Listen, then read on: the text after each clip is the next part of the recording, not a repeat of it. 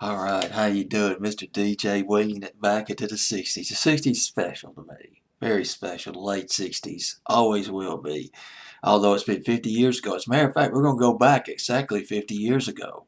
It being 2017, the Billboard's Hot 100 what was the date of Billboard's Hot 100? Let me get that for you. July 15th, 1967.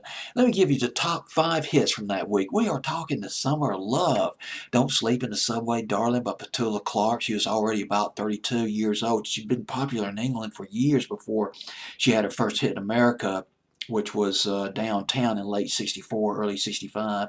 San Francisco, Be Sure to Wear Flowers in Your Hair, one of those ultimate hippie, trippy, love generation, counterculture records. Scott McKenzie, the Monterey Pop Festival in the summer of '67. Otis, Jimi Hendrix, Eric Burdon, The Animals, they all performed there. Scott McKenzie at number 4. Can't Take My Eyes Off of You by Frankie Valli at number 3. A little bit of soul by the Music Explosion as you get that cross-pollination of psychedelic, of pop, and bubblegum, and Windy, one of my all-time favorite songs of the 60s, one of my favorites. Never will get tired of that record.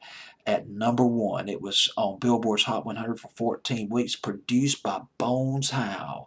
But let's go all the way down to number 48. Get into those Lost 45s. That's what this YouTube channel is all about. The Lost 45s.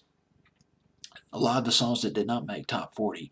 This is one of them. Came close though. Lou Rawls, smooth R&B voice, nightclub singing voice, radio friendly voice. Lou Rawls with Show Business at number 48. Up 10 from 58 the previous week. Luke Rawls from Chicago, grew up in Chicago, the South Side, moved to Los Angeles in the 50s, and sang in some gospel groups, including the Pilgrim Travelers.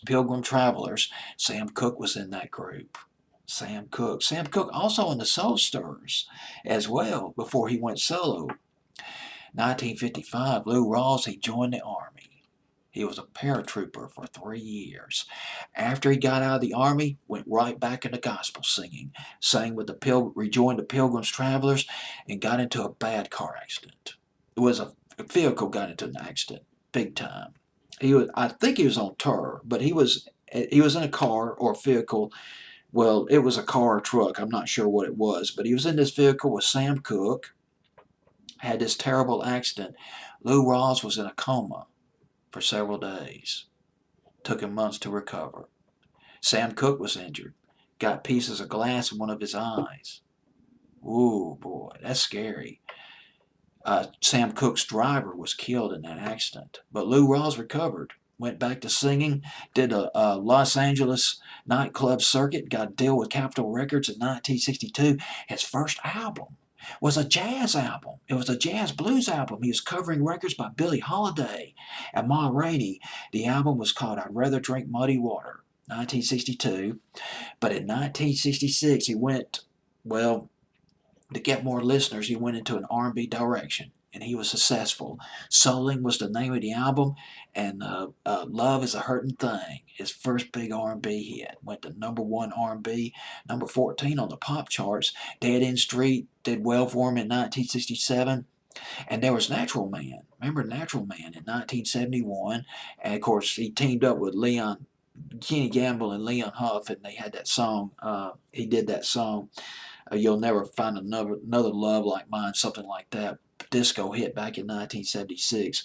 Lou Rawls, but let's move back into the 60s. One of Lou Rawls' hallmark as a performer, as a singer, he'd do this rap thing.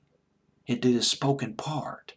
Remember the spoken part like Natural Man? He started Natural Man speaking in 1971. But we're in 1967 right now. That was born out of necessity. Some of the small venues that Lou Rawls played in, the stage was behind the bar. That made it more problematic for him to get the attention of the audience. Therefore, instead of just singing right into a record, he'd speak before singing to connect with the audience, to better reach out to the audience. So 40 million records, Lou Rawls did.